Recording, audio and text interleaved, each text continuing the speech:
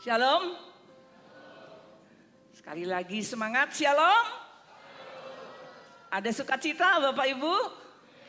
Luar biasa ya, gegap gempita. Terima kasih kepada panitia Natal yang setiap seksinya sudah bekerja dengan keras dan bekerja sama dengan baik sehingga dapat mempersembahkan yang terbaik bagi Tuhan di Natal kita 2024 ini. Atas nama Bapak Gembala, seluruh majelis mengucapkan selamat Natal pada hari ini bagi seluruh jemaat GPIAI FHTA di Salatiga dan dimanapun yang menyaksikan streaming pada malam hari ini. Mari kita akan bersama-sama sekarang fokus kepada firman Tuhan yang akan saya ambil dari kitab Injil Lukas pasal yang pertama ayat yang ke-68. Kemudian disambung dengan Yohanes 18 ayat 37 dan 38a. Kemudian kembali ke Lukas 1 ayat 77. Nanti Ibu Yulia yang akan membacakan ayat-ayat ini. Silakan semua berdiri.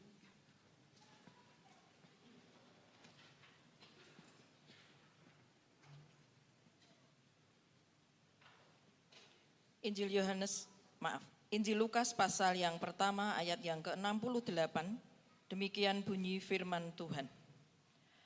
Terpujilah Tuhan Allah Israel, sebab ia melawat umatnya dan membawa kelepasan baginya. Injil Yohanes pasal yang ke-18 ayat yang ke-37 dan 38a, demikian bunyi firman Tuhan. Maka kata Pilatus kepadanya, "Jadi engkau adalah raja?" Jawab Yesus, "Engkau mengatakan bahwa aku adalah raja. Untuk itulah aku lahir dan untuk itulah aku datang ke dalam dunia ini, supaya aku memberi kesaksian tentang kebenaran. Setiap orang yang berasal dari kebenaran mendengarkan suaraku." Kata Pilatus kepadanya, "Apakah kebenaran itu?" Injil Lukas pasal yang pertama ayat yang ke-77, demikian bunyi firman Tuhan. Untuk memberikan kepada umatnya pengertian akan keselamatan yang berdasarkan pengampunan dosa-dosa mereka. Amin. Terima kasih. Mari kita berdoa.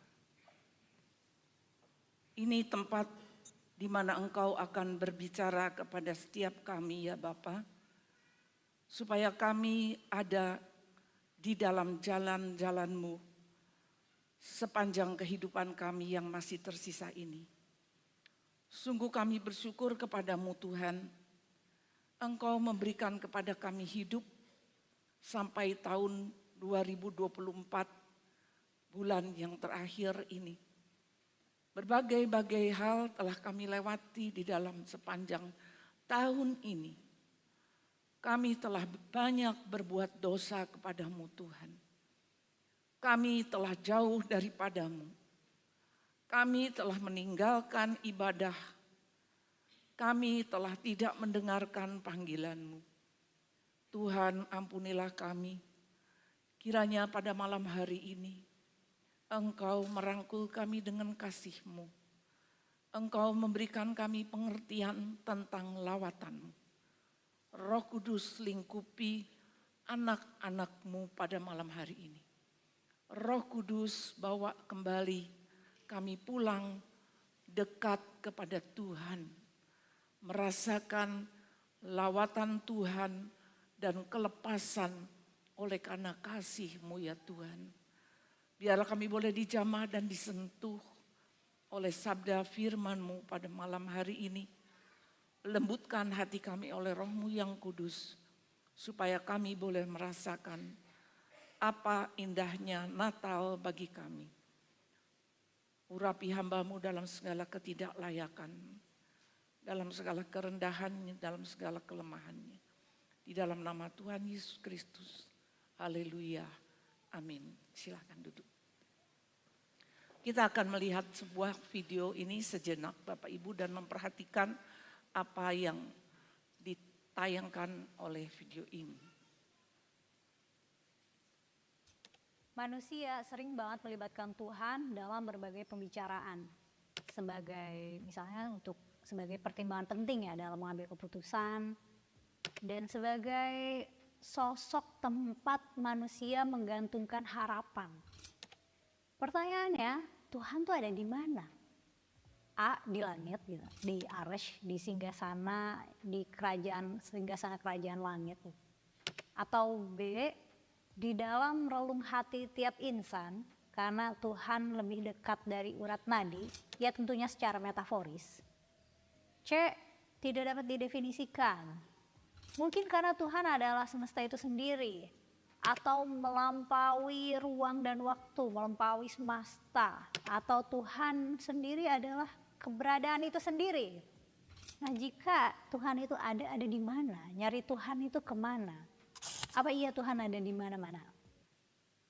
Ini pertanyaan yang masih dipertanyakan oleh jutaan manusia, Bapak Ibu Saudara-saudara.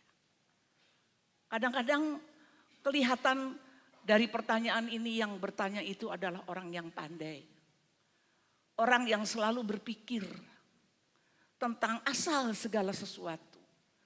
Semua yang ada dipikirkan dari mana asalnya. Termasuk Tuhan. Jadi keinginan tahu daripada manusia tentang Tuhan itu di mana, saudara-saudara. Tuhan ini, kata Anthony de Mello, seorang biarawan Afrika. Sekarang ini Tuhan sedang istirahat, Bapak Ibu Saudara. Karena dia capek sekali. Kenapa? Banyak orang, jutaan, miliaran orang berdoa dan minta segera dijawab cepat Tuhan, cepat. Aku klaim Tuhan, janjimu Tuhan. Aku minta ini Tuhan, tolong Tuhan. Aku minta tahun ini dapat jodoh. Ada yang berdoa seperti itu di sini? Jujur atau ya simpan sendiri ya. Nah, minta dijawab Tuhan segera. Lalu Tuhan bilang kepada malaikat, bagaimana ya kalau aku istirahat dulu? Kemana Tuhan mau istirahat? Ke gunung? Wah, sekarang banyak pendaki gunung juga. Di gunung juga malah rame sekarang. Ya, banyak kafe-kafe, banyak pemuda, mahasiswa, pencinta alam naik ke gunung, ke laut. Banyak juga penyelam-penyelam. Sekarang ini ya, laut dieksplor, laut terus dibudidayakan, juga ramai. Di mana kalau gitu yang paling sepi? Seperti kata yang bertanya tadi, di relung hati manusia yang terdalam. Kok bisa, kata Tuhan kepada malaikat, betul Tuhan, karena sekarang manusia hanya pakai otak, tidak pakai hati. Kata drama tadi, kata para artis GPI FH, kalau datang ke Natal itu harus bawa hati saja. Bapak Ibu sudah bawa hati tadi? Bapak Ibu sekarang bawa hati? Bawa. Di mana hatinya? Nah, inilah Bapak Ibu. Kita tidak bisa menunjukkan tempat hati kita ini di mana. Ya. Kalau yang disebut hati itu di mana? Kalau ini otak, kalau ini liver. Lah hati itu di mana? Itu saja pertanyaan yang tidak bisa kita jawab. Tapi hati itu terus bicara bukan dalam hidup kita ini. Sementara orang mempertanyakan Tuhan itu ada di mana? Itu sama juga orang pandai, ahli pikir atau anak sekolah minggu juga bertanya kepada orang tuanya atau kepada guru sekolah minggunya. Tuhan itu ada di mana? Apa betul Tuhan ada di mana-mana? Nah, itu akhir daripada pertanyaan itu. Sementara kita sendiri tidak bisa menerangkan hati kita itu di mana. Jadi dengan demikian Bapak Ibu Saudara, kalau manusia itu saja selalu mikir Tuhan itu ada di mana, Apakah Tuhan ada di mana-mana? Apakah Tuhan juga tidak mikir? Manusia ini bertanya terus. Terus aku harus bagaimana? Slide yang berikutnya. Tuhan yang transenden itu apa? Bukan sendenan ya. Transenden itu ya itu. Tuhan yang di atas sana, yang jauh, yang di aras, di singgasana surga, yang maha luhur, maha mulia, maha segalanya. Mau jadi Tuhan yang imanen. Itu bahasa teologinya ya. Kalau sudah mengikuti katekisasi, nah istilah ini pasti keluar. Tuhan yang transenden mau jadi Tuhan yang imanen. Imanen itu apa? Itu tadi yang dinyanyikan oleh trio yang begitu merdu dan indah. Noel, Noel. Imanen itu Immanuel. Allah yang mau jadi manusia. Allah yang di singgasana, yang di aras tahta itu mau turun ke dunia yang fana, yang rusak, yang bobrok ini jadi manusia. Kalau Bapak Ibu waktu musim Natal begini seringkali pergi ke mall, biasanya lihat apa? Oh itu diskon 50%, lari ke sana. Ada barang apa yang diskon 50%? Pilih, masuk keranjang. Lihat, oh sana diskon 70%, lari ke sana. Bukankah begitu Bapak Ibu yang di sini begitu apa tidak ya? Oh yang di sini enggak cari diskonan ya. Nah ada Bapak Ibu Saudara. Di Natal itu yang betul-betul turun harganya. Turun sampai 0. Yaitu harga diri Tuhan Yesus. Bukan cuma diskon. Tapi harga diri Tuhan Yesus itu turun. Derajatnya turun. Hakikatnya turun. Statusnya turun. Eksistensinya turun sampai 0. Itu maksudnya dari yang transenden menjadi imanen itu. Allah dalam slide berikutnya, saudara, Allah yang pencipta semesta alam ini, yang menciptakan jagat raya sendiri dari ujung ke ujung, yang menciptakan cakrawala langit dan semua benda-benda langit yang tidak terselidiki, yang belum pernah selesai terselidiki, dan seluruh bumi ini yang terus diselidiki oleh para ahli, sampai para ahli atom-atom itu saudara-saudara turun menjadi anak Allah. Itu adalah Allah sendiri. Anak Allah. Karena pakai kata anak itu terus menerus sepanjang zaman diperdebatkan. Kok Allah punya anak? Siapa ibunya? Siapa bidannya? Kan begitu Bapak Ibu. Selalu itu pertanyaan seperti up to date dipertanyakan. Kok Allah punya anak? Ya.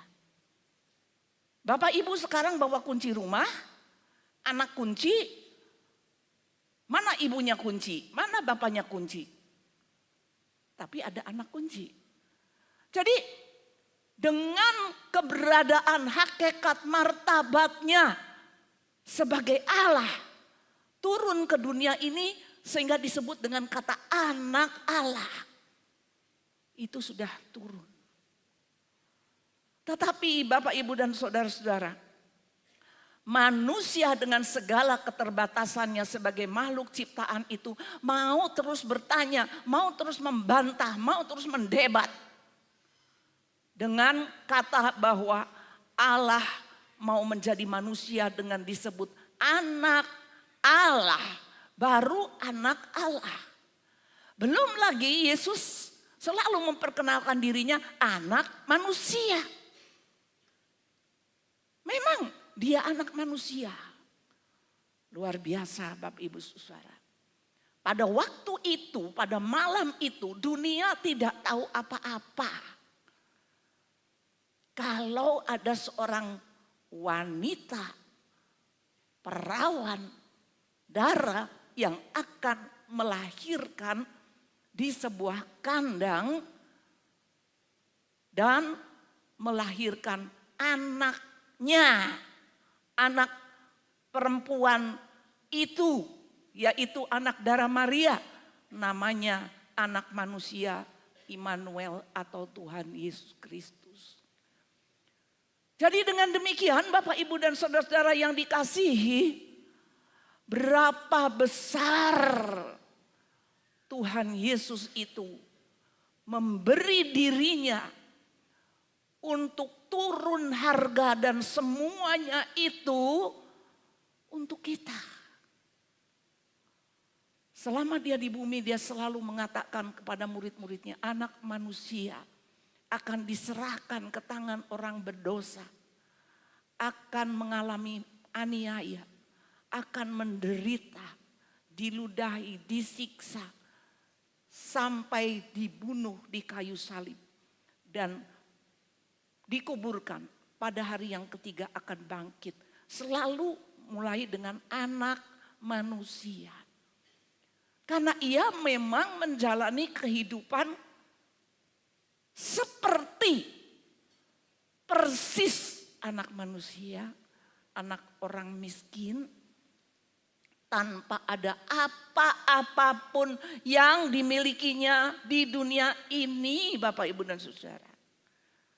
Jadi kalau tadi Ibu Hana mengatakan, kalau saya ke pesta harus pakai perhiasan yang menyilaukan mata, begitu ya. Nah, Yesus datang ke dunia ini hanya dibungkus dengan kain lampin. Itu anak manusia yang mengambil posisi status yang paling rendah dari semua manusia. Saya kira yang paling tidak punya uang pada saat melahirkan anak, seburuk-buruknya itu ya di rumah. Itu juga ada bidannya. Itu juga ada perlengkapannya walaupun cuma ya berapa lembar lah. Tetap ada. Tetapi Yesus tidak ada. Tempat tidur pun tidak ada. Tidak ada apa-apa untuk jadi anak manusia. Itu Natal yang pertama Bapak Ibu dan Saudara. Apakah dia itu mempunyai tujuan untuk menyamar?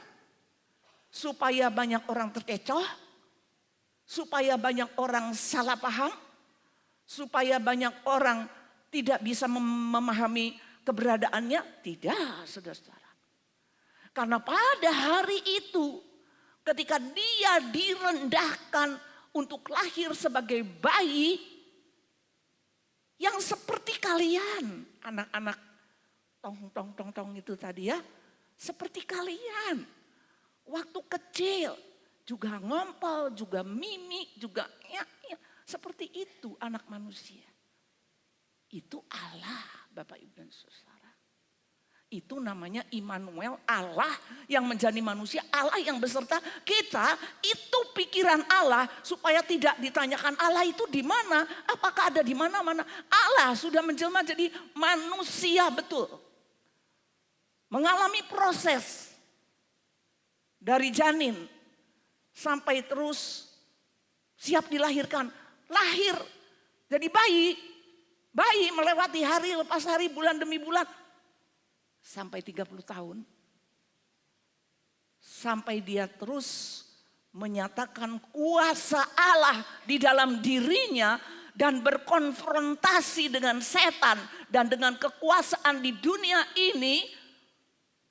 Ketika dia berkarya menjadi anak manusia. Namun demikian Bapak Ibu Saudara, keberadaannya sebagai anak manusia itu juga dipergunjingkan, dibicarakan terus. Kemarin saya mendapat beberapa artikel dari CNN di mana dikatakan Amerika panas hati ketika dikatakan Yesus itu bukan kulit putih. Aneh ya saudara-saudara. Amerika tidak terima ketika ada orang-orang yang kulit sawo matang dan hitam mengatakan bahwa Yesus bukan kulit putih. Menurut saudara Yesus kulit putih bukan? Yesus kulit putih bukan? Enggak berani jawab. Bagaimana Bapak Ibu? Yesus kulit putih bukan? Ya, 100. Anak siapa itu ya? Iya, tapi itu artikel di CNN Indonesia itu saudara-saudara. Amerika panas hati ketika dikatakan Yesus bukan kulit putih saudara-saudara. Aneh sekali ketika Yesus menjadi anak manusia, sudah saya katakan ketika Natal kaum wanita dia itu tidak tampan. Masih tampan Kristian itu, betul nggak saudara-saudara ya? Kristian yang tadi nyanyi ya, itu. Kalau Tuhan Yesus itu tidak tampan, tidak rupawan. Dia sangat menderita, sangat dihina. Itu keberadaannya ketika dia menjadi anak manusia dan masih berkelanjutan lagi Bapak Ibu Saudara. Sudah dari transenden menjadi imanen, dari anak Allah disebut sebagai anak manusia masih terus diperdebatkan Bapak Ibu dan Saudara. Tujuannya itu adalah supaya apa? Supaya dia menjadi anak domba. Jadi kenapa dia lahir di kandang itu? Bukan semata-mata tidak ada tempat penginapan. Tetapi karena memang dia itu yang akan menyelesaikan semua peraturan yang ada di dalam Taurat. Yang adalah kiasan atau lambang daripada penebusan manusia. Bukankah di dalam kitab Ibrani pasal yang ke-10 ayat yang ke-4 mengatakan, jikalau darah domba atau darah lembu jantan dapat menghapus dosa, maka manusia itu penebusnya adalah sapi. Maka manusia itu penebusnya adalah lembu. Jikalau darah hewan itu bisa menebus manusia. Karena itu Yesus perlu bukan hanya menjadi anak manusia, tapi menjadi anak domba Allah. Itu tujuannya Bapak Ibu dan saudara-saudara. Tidak berhenti jadi hanya anak manusia saja, tapi dia harus mati pada hari Paskah itu, di mana pada hari Paskah itu bukan lagi domba yang disembelih, tetapi Yesus Kristus domba Allah. Bukankah Yohanes memperkenalkan kepada dunia ketika dia berpapasan dengan Tuhan Yesus. Ketika Yohanes memberitakan kerajaan surga sudah dekat dan Yesus datang, ia mengatakan inilah anak domba Allah yang akan menebus dosa seisi dunia. Itulah sebabnya Bapak Ibu dan saudara-saudara, tidak ada penebusan cara lain di dunia ini. Tidak ada model lain untuk penebusan, sekalipun ada hewan lain yang dipersembahkan oleh orang-orang dari keyakinan lain. Setiap keyakinan mempunyai hewan-hewannya sendiri untuk dikorbankan. Itulah sebabnya mengapa orang Yahudi adalah penggembala kambing, domba, lembu, sapi. Mereka selalu ada di padang hidupnya seperti di padang Efrata itu bukan 2-3 gembala seperti di drama saudara-saudara. Tapi banyak gembala, mereka itu bergabung dari semua pemilik domba atau gembala upahan menggembalakan ratusan bahkan ribuan domba. Kenapa? Karena mereka selalu setiap saat perlu domba, perlu sapi untuk dikorbankan. Sampai kapan Bapak Ibu dan Saudara? Yesus itulah anak domba Allah yang dikorbankan untuk supaya darahnya yang kudus itu menebus dosa kita. Ini sulit untuk dimasukkan di akal daripada manusia, Bapak Ibu Saudara. Manusia terus mau berpikir. Allah sudah memikirkan sampai sedemikian rupa, tetapi manusia selalu mendebat, selalu menentang, selalu menjadikan Yesus Kristus itu polemik. Kasihan sekali Bapak Ibu Saudara, kasih Allah ini. 22% penduduk Inggris dalam survei tahun 2015 dikatakan 22% orang dewasa ini mengatakan bahwa Yesus lahir di kandang dan menjadi besar, kemudian mati di kayu salib, bangkit, itu adalah mitos. 22% 2015 Bapak Ibu Saudara. Dan sekarang lebih banyak lagi orang-orang yang bahkan ateis. Bahkan orang-orang yang agnostik. Sudahlah, tidak mau mikirkan Tuhan begini, Tuhan begitu, Tuhan lahir, Tuhan mati, Tuhan bangkit. Tidak pikirkan lagi bagaimana hidup mereka ini akan selamanyakah di dunia ini. Manusia sudah masuk ke dalam sebuah lubang di mana manusia sulit untuk keluar, yaitu lubang digitalisasi. Itulah sebabnya manusia sekarang lebih banyak menggunakan pikiran daripada menggunakan hati, Bapak Ibu dan Saudara. Mau Yesus itu anak domba Allah, mau Yesus itu mencurahkan darahnya untuk menebus dosa, itu tidak dipikirkan oleh banyak orang, Bapak Ibu dan Saudara. Sungguh memprihatinkan. Tetapi Bapak Ibu dan Saudara, ada hal yang sedikit menggembirakan. Seorang wartawan, Harry Reasoner, itu baru tahun 1971 mengatakan seperti ini. Orang Kristen itu punya sesuatu yang unik, yaitu perayaan Natal. Perayaan Natal yang dahulu tidak sesemarak sekarang. Tetapi semakin lama semakin luas perayaan Natal ini diterima oleh banyak orang. Perayaannya ya Bapak Ibu dan Saudara. Belum maknanya. Perayaannya diterima oleh banyak orang. Bapak Ibu sekarang kalau pergi ke mall lihat pohon Natal yang sangat tinggi. Hiasan-hiasan yang sangat indah. Hadiah-hadiah Natal, baju-baju warna merah, Santa Claus dan sebagainya. Itu tentang Natal. Bahkan Harry Reasoner ini mengatakan, sekarang di Jepang sudah ada 1% dari penduduk itu juga yang merayakan Natal. Dan di Cina juga orang-orang muda sudah mulai merayakan Natal. Harry Reasoner mengatakan, saya sedikit iri. Mengapa keunikan orang Kristen ini bisa semakin lama semakin luas? Nah ini pertanyaan orang yang tidak mengerti maknanya. Ya. Jadi dari satu malam yang indah, di mana bayi itu lahir dengan senyap. Tetapi paduan suara bala tentara gereja yang lebih gegap gempita dari tadi yang di panggung ini meninggikan anak kecil itu, saudara-saudara.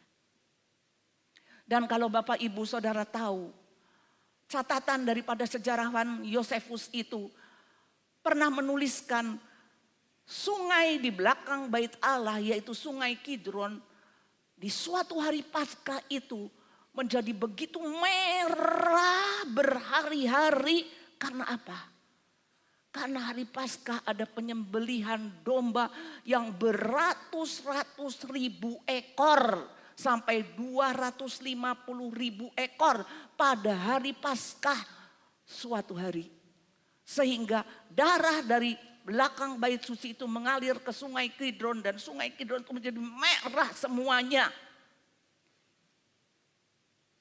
Tetapi Yesus yang kudus, darahnya yang kudus, satu kali lahir seperti yang dia katakan kepada Pilatus.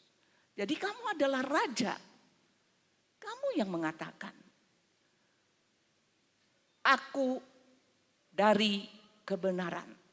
Aku datang dari kerajaan kebenaran. Untuk itulah aku lahir. Ya.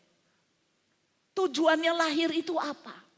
Supaya ada nilai kebenaran di dunia ini. Supaya ada standar kebenaran di dalam dunia ini. Plato mengatakan kebenaran itu adalah sesuatu yang mutlak. Bagaimana Plato ini bisa mengatakan seperti itu? Seperti sains, kebenaran dalam sains, saudara-saudara. Di seluruh dunia, kebenaran sains itu mengatakan kalau buah jatuh pasti ke bawah. Itu di seluruh dunia, bukan, saudara-saudara. Tidak ada akan orang menyangkal bahwa di negara saya buah itu kalau jatuh ke atas. Tidak ada. Itu kebenaran. Semua orang bisa menerima itu. Dan kalau kebenaran sains yang lain, kita semua percaya 4 kali 4 itu 16. Ada yang tidak yakin 4 kali 4 16? Lalu berapa? 4 itu apa, saudara-saudara? 4 ini begini, bukan, ini jari. 4 itu apa? 4 lilin, itu lilin. 4 itu apa? 4 itu cuma simbol. 4 kali 4 16, tapi semua orang percaya. Karena itu kebenaran sains, karena itu kebenaran matematik. Semua di seluruh negara percaya kalau 4 kali 4 16, 1 tambah 1 itu 2. 1 itu apa? Itu hanya kiasan bilangan, hanya simbol bilangan. Baru ketika ada bendanya, benda apa yang kita mau katakan itu 1 atau 2 dan seterusnya. Semua orang percaya. Tetapi kebenaran itu juga bisa transenden, kata Plato. Yaitu apa? Kebenaran yang ada di dalam Yesus Kristus. Hanya saja Plato tidak mau mengatakan bahwa kebenaran yang mutlak itu, kebenaran yang transenden itu, yang sudah menjadi anak manusia dan anak domba Allah, mati untuk segala dosa kita, itu kebenaran, Bapak Ibu dan Saudara. Itulah lawatan Allah untuk melepaskan manusia dari segala dosanya, Bapak Ibu dan Saudara. Ada seorang tante datang kepada pendetanya, mengatakan begini, Pak Pendeta, saya rasa kalau saya hidup ini, saya dari kecil dididik oleh orang tua saya baik-baik. Dengan ajaran nilai-nilai, kesopanan, tata krama, budaya, semuanya baik-baik. Sampai saya dewasa itu pegang nilai-nilai itu. Dan saya rasa tidak perlu Tuhan Yesus itu sampai mati dengan cara yang seperti itu kalau untuk saya. Dia bilang seperti itu, Bapak Ibu. Ada orang yang dalam hidupnya ini tidak merasa aku berdosa. Ya, yang namanya dosa itu kan itu yang ada di Taurat itu kan. Jangan berdusta, jangan mencuri, jangan berzina, jangan mengingini barang orang, jangan membunuh. Itu kan saya tidak pernah melakukan itu. Tetapi Bapak Ibu Saudara, iri hati siapa yang tahu. Ketika ada 2 orang ibu seperti tadi ya, orang sosialita itu bincang-bincang begitu. Dia bukan ketika ada pria tampan lewat itu menarik perhatian, tidak. Dia kalau lewat wanita lain yang lebih cantik, yang lebih keren, dia akan lihat begitu, ya. Dan timbul rasa ingin seperti dia. Wanita, saya juga wanita, ya. Hawa, saudara. Disitulah dia jatuh. Waktu dulu memang adanya buah. Tidak ada benda-benda lain. Tidak ada benda-benda yang brand. Tidak ada benda-benda yang tren. Adanya buah. Satu hukum dikatakan oleh Tuhan, satu saja. Jangan makan buah ini, kalau kau makan kau akan mati. Keberatan enggak? Enggak ada kata keberatan. Tapi ketika iblis mengatakan kalau kamu makan buah ini kamu akan jadi seperti Allah. Masuk dalam pikiran. Itulah keberhasilan iblis, saudara-saudara. Sedikit demi sedikit membangun dialog. Kalau saya mau persiapan, cari di HP ini Alkitab, belok dulu WA. Saya ya itu ya. Mungkin Bapak Ibu enggak ya. Belok WA, ada berita ini. Terus sampai nanti mau baca Alkitab, ada telepon, ada itu, ini. Nah, sedikit demi sedikit jerat itu semakin erat, Bapak Ibu Saudara. Siapa yang tahu kalau di dalam diri kita itu ada iri hati? Siapa yang tahu kalau di antara kita ini masih gemar lihat pornografi? Bapak, Ibu, dan saudara. Terlalu banyak tawaran untuk kita ini jatuh ke dalam jerat dosa di dalam zaman digitalisasi ini. Kita tidak perlu penebusan. Kita tidak perlu dikuduskan. Kita mau tetap seperti ini, hidup nikmat di dalam dosa. Semua dosa yang ditawarkan itu punya sifat adiktifnya masing-masing, Bapak Ibu Saudara. Semua dosa yang ditawarkan itu pasti bukan berbentuk dosa, tidak. Kemasannya sangat menarik. Kemasannya itu sangat luar biasa yang membuat kita ini tidak sadar sudah tergoda dan tidak sadar juga menggoda, ya.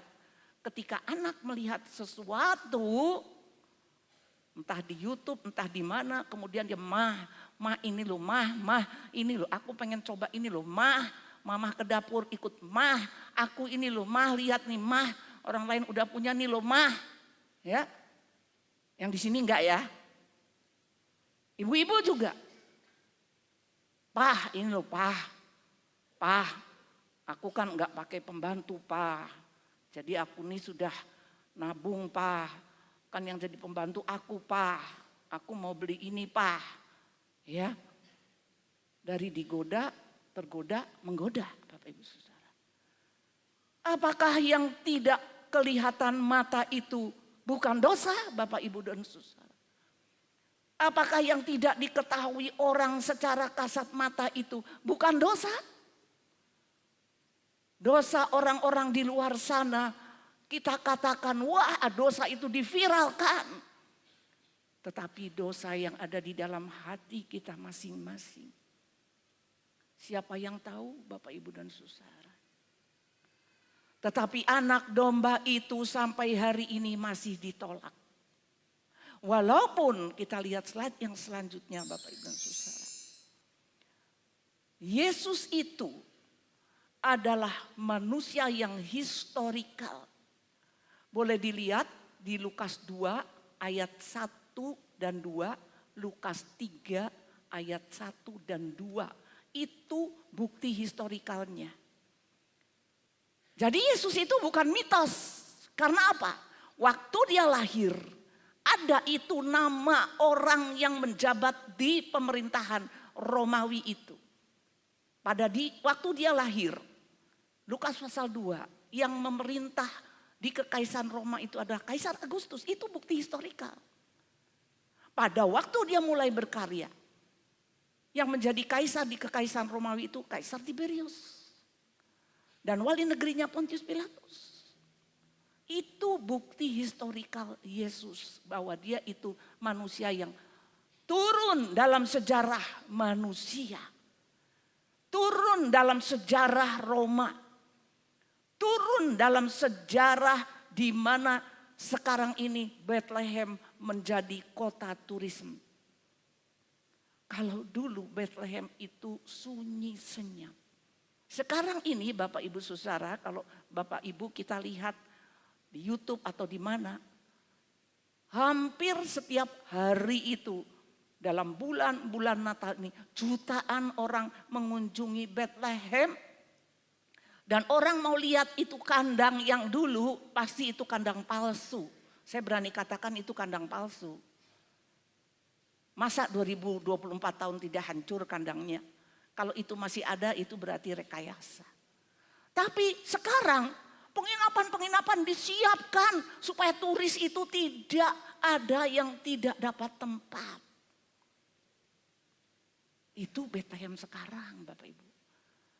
Jadi apa yang dikatakan Harry Risenel tadi betul. Kadang-kadang saya jadi iri dengan kekristenan. Kenapa? Semakin lama semakin besar pengaruhnya di dunia ini. Bahkan ada satu penemuan yang menggembirakan Bapak Ibu dan Saudara. Dikatakan di Frankfurt di dekat sebuah makam itu ada sebuah kepingan lembaran kecil dari seperti bahan perak yang tipis dan dikatakan itu dari Santo Titus. Dan di situ dikatakan semoga ini akan menjadi berkat bagi dunia. Bahwa pada suatu hari nanti setiap lutut akan bertelut kepada Tuhan Yesus. Dan setiap lidah akan mengaku bahwa Yesus itu Tuhan. Itu kata temuan daripada lembaran perak tipis dari Santo Titus. Itu kita belum mengetahui sampai di mana kebenarannya.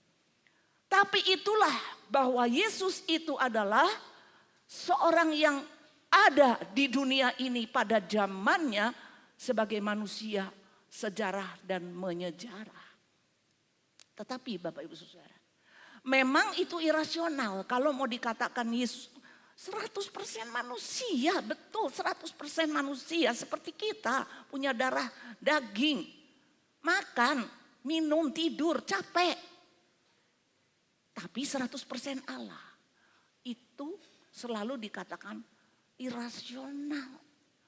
Tuhanmu kok disalib, itu yang disalib bukan Tuhan dan seterusnya itu digantikan oleh orang lain. Tuhanmu itu tidak bangkit. Saudara-saudara, otak manusia itu beratnya cuma 1 kilo 3 on 70 gram. Ya, 3 on 70 gram. 1 kilo 3 on. Beratnya cuma sekian otak kita itu. Memang sel-sel otaknya serabut-serabut, otaknya itu banyak. Tetapi itu adalah yang diberikan Tuhan kepada manusia. Supaya manusia itu bisa berkuasa di bumi. Seperti pada waktu Allah menciptakan manusia. Berkuasalah di bumi ini dan taklukkanlah. Itu berkat yang diberikan oleh Allah ketika menciptakan manusia, bukan? Kehormatan manusia, harga diri manusia, budaya manusia, tingkat sosial manusia, tingkat ekonomi manusia itu ditentukan oleh otaknya yang 1 kilo 3 on itu, Bapak Ibu dan Saudara. Tapi dengan otak yang 1 kilo 3 on itu manusia ingin mendebat Allah. Disitulah yang namanya irasional. Terimalah. Tidak masuk akal. Memang tidak masuk akal. Sepandai-pandainya manusia. Tetap Allah menjadi manusia. Menjadi anak domba. Itu tetap irasional. Tetapi dia juga adalah supranatural. Kenapa Bapak Ibu dan Saudara? Yesus berkata, orang yang berasal dari kebenaran mendengarkan aku. Tuhan Yesus berkata seperti itu. Jadi ketika orang mendengar berita kebenaran dan mereka berdalih demi apa? Demi pekerjaan, demi karir, demi kesenangan, demi ikatan-ikatan apapun di dunia ini, saudara. Di situ kerajaan surga belum lahir. Di situ Yesus tidak diterima, Bapak Ibu dan Saudara. Jadi apa sebetulnya tujuan Allah untuk menjadikan Yesus itu sebagai kurban bagi manusia? Slide yang berikutnya. Allah ingin memberikan kepada manusia pengertian, saudara-saudara.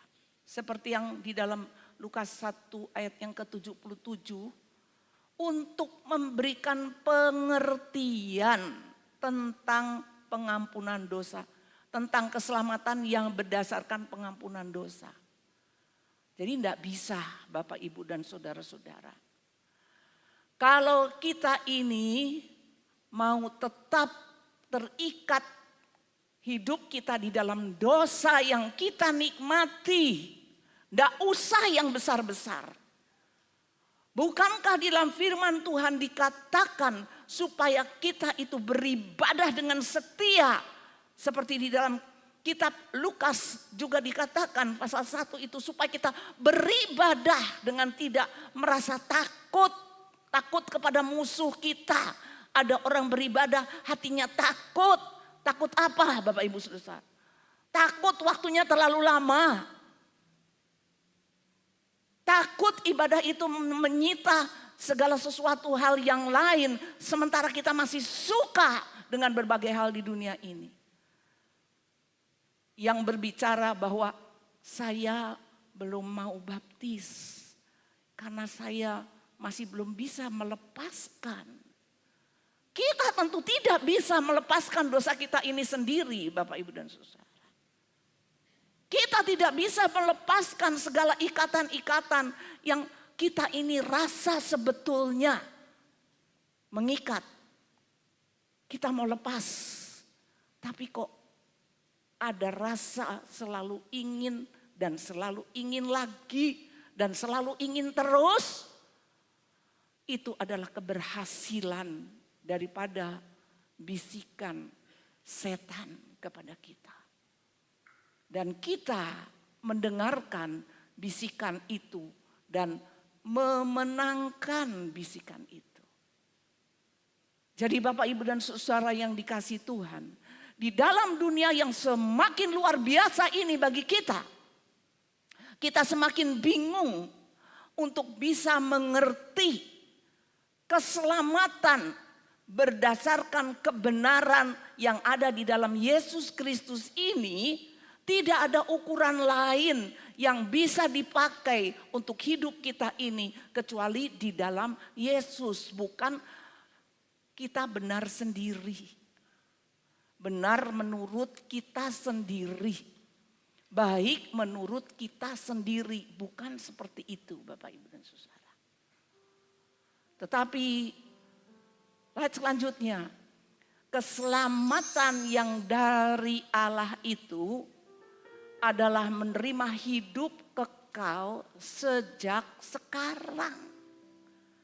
Jadi Bapak Ibu dan Saudara, hidup kekal itu bukan cuma nanti. Kerajaan surga itu bukan cuma nanti. Tetapi sekarang dalam hidup kita ini, kalau tadi saya tanya, ada sukacita, ada damai sejahtera, itu adalah kerajaan surga yang mulai kita rasakan di dunia ini. Saya akan tayangkan satu video saudara-saudara supaya saudara tahu bagaimana orang yang dilepaskan dari dosa.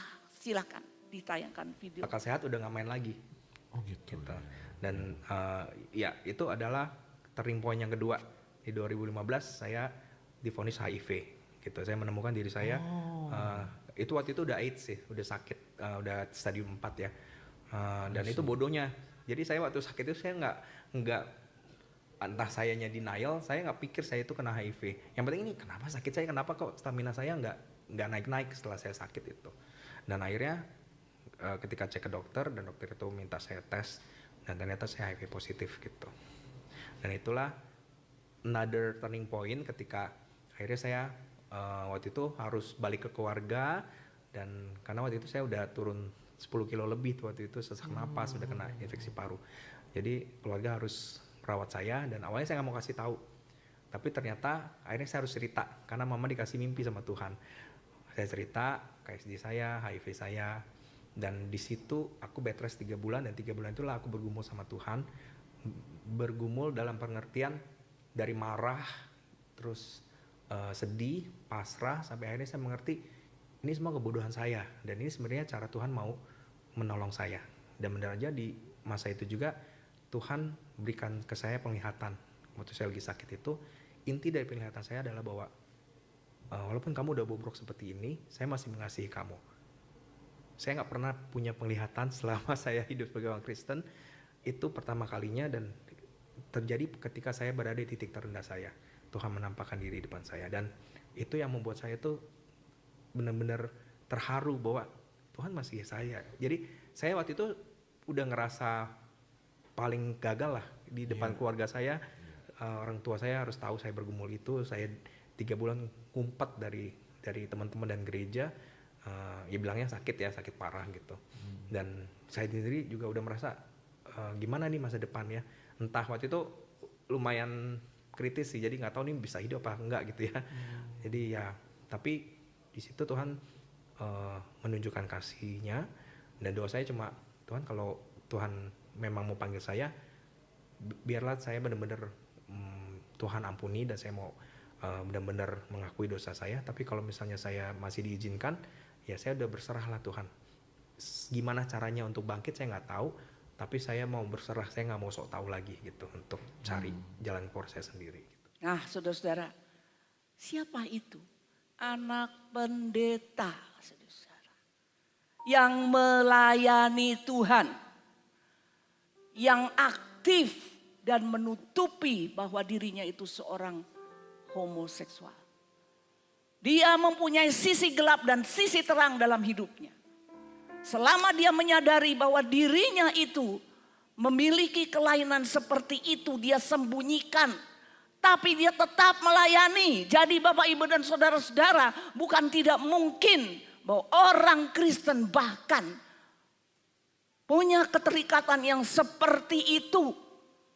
Sangat kuat kuasa kegelapan itu berkuasa, terlebih lagi di dalam bidang seksual, pornografi, perselingkuhan, perzinahan.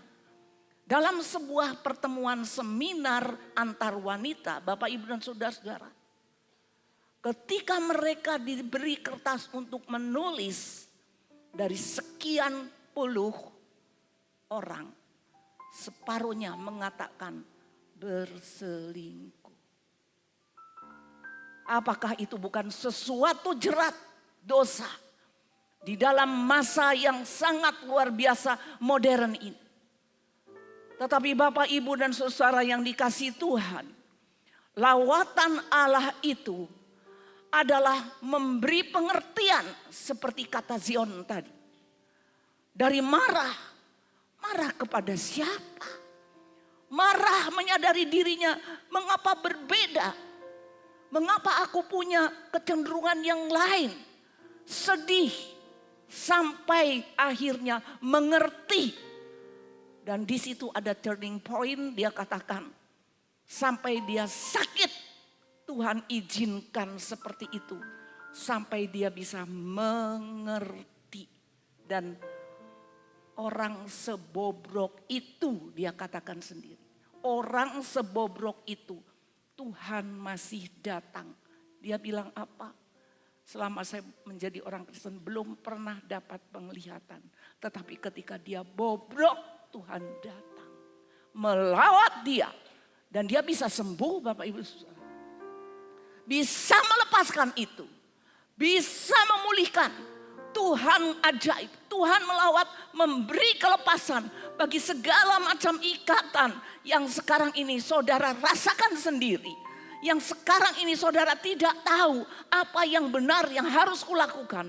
Datang kepada Kristus, anak domba Allah, yang adalah kebenaran. Itu adalah kebenaran yang mutlak, yang bisa melepaskan saudara dari berbagai ikatan dosa, bahkan dosa-dosa seksualitas sekalipun yang tidak diketahui orang. Itulah yang mau Allah mengerti di dalam Natal ini, Bapak, Ibu dan saudara. Makna bukan perayaannya. Makna bukan tontonannya, tetapi tuntunannya. Sampai kita benar-benar mengalami Kristus menyucikan kita oleh darahnya. Amin. Mari kita tundukkan kepala.